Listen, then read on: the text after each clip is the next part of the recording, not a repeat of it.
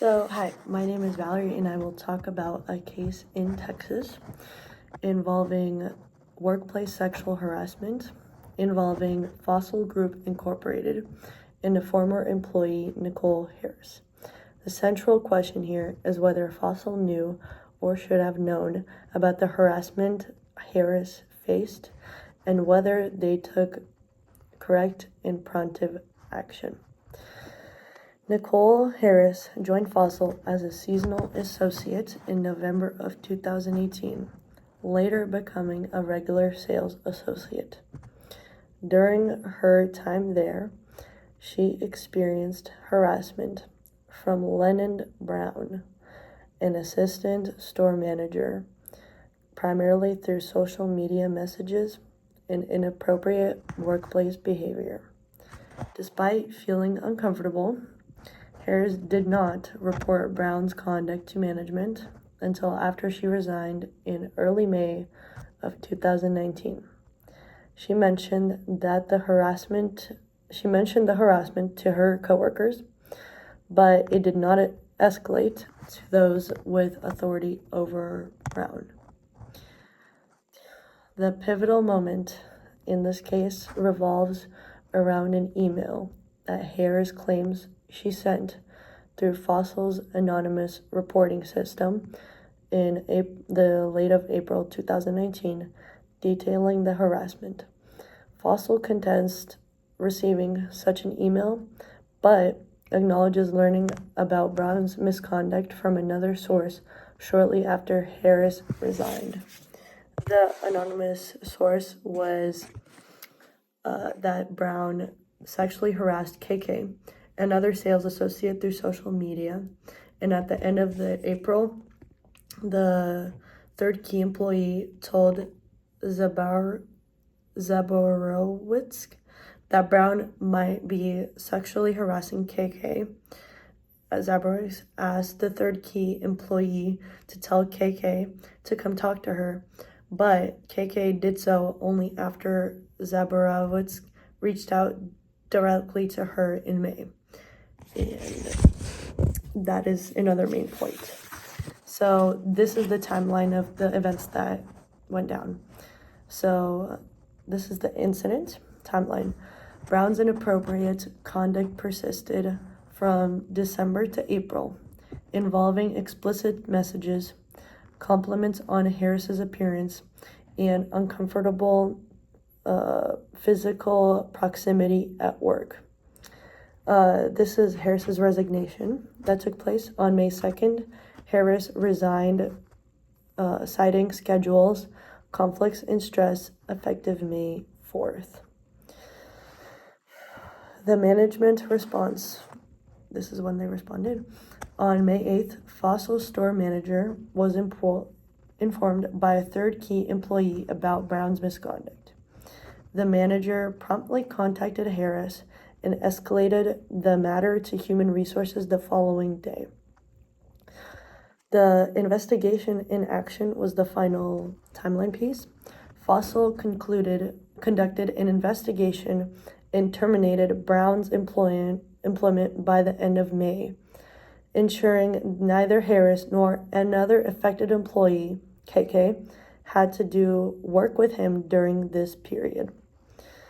The legal framework of this case is based on Chapter 21 of the Texas Labor Code, mirroring the Civil Rights Act of 1964, which prohibits sexual harassment and holds employers liable if they fail to act promptly under knowing or reasonably should have known about the harassment. So these are the key legal points. So the first key is the prompt remedial action. Fossil argues that they acted promptly upon learning of the harassment, despite the delayed reporting by Harris. This is the second point, constructive knowledge. Harris needed to prove that Fossil either knew or should have known about the harassment before her late April email. The evidence suggests Fossil only became aware through indirect channels after Harris resigned. This is how the court proceeded.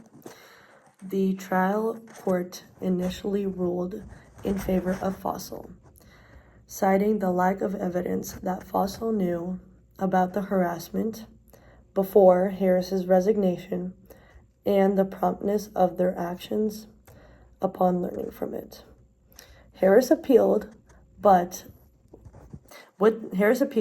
with the Court of Appeals overturning the decision, emphasizing Harris's testimony about the email and claiming Fossil took no remedial action.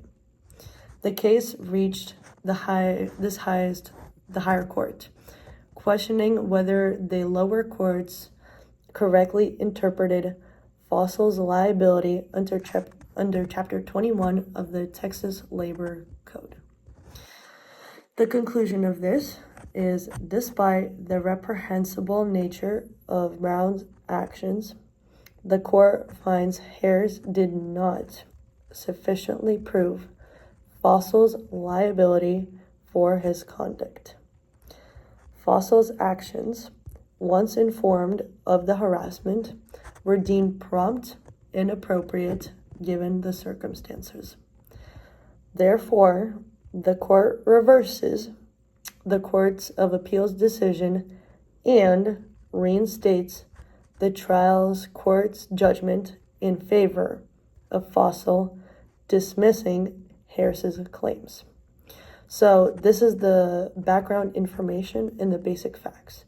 So the case involves Nicole Harris, a former employee of the Fossil Group Incorporated, who worked as a sales associate at the store in Frisco, Texas. During her employment, Harris experienced sexual harassment from Lennon Brown, an assistant store manager. The harassment included inappropriate social media messages, comments on her appearance, and uncomfortable physical behavior at work. Despite feeling uncomfortable, Harris did not report Brown's conduct to management until after she resigned in early May 2019. Harris claimed that in the late of April 2019, she sent an email through Fossil's anonymous reporting system detailing the Browns' harassment. Fossil disputed receiving such an email, but acknowledged learning about Brown's misconduct shortly after Harris resigned.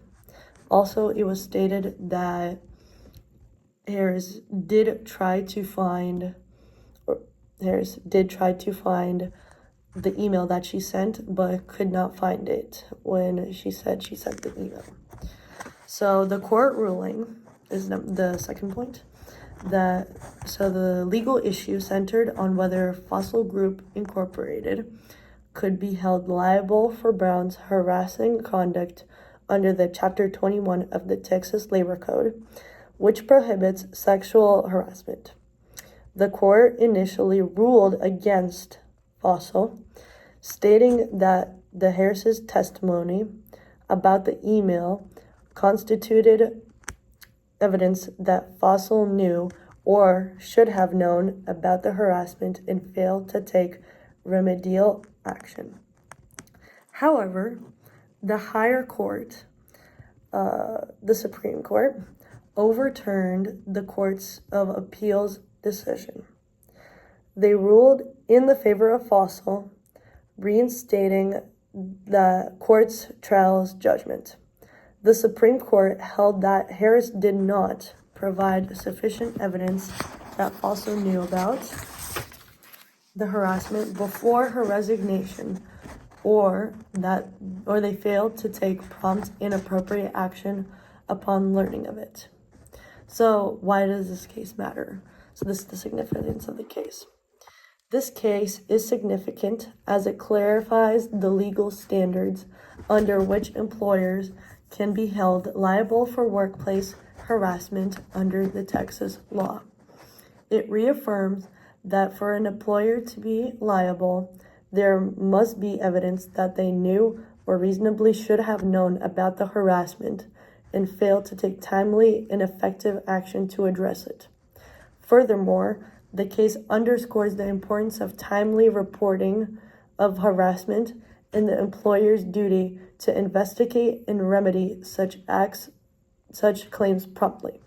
It highlights and challenges employees face in proving employee liability in harassment cases and emphasizes the critical role of factual evidence in determining legal responsibility. In summary, the case of Nicole Harris versus the Fossil Group Incorporated underscores the complexities of the workplace harassment litigation, providing clarity on employer liability standards and the importance of procedural fairness in addressing harassment claims. Thank you for listening.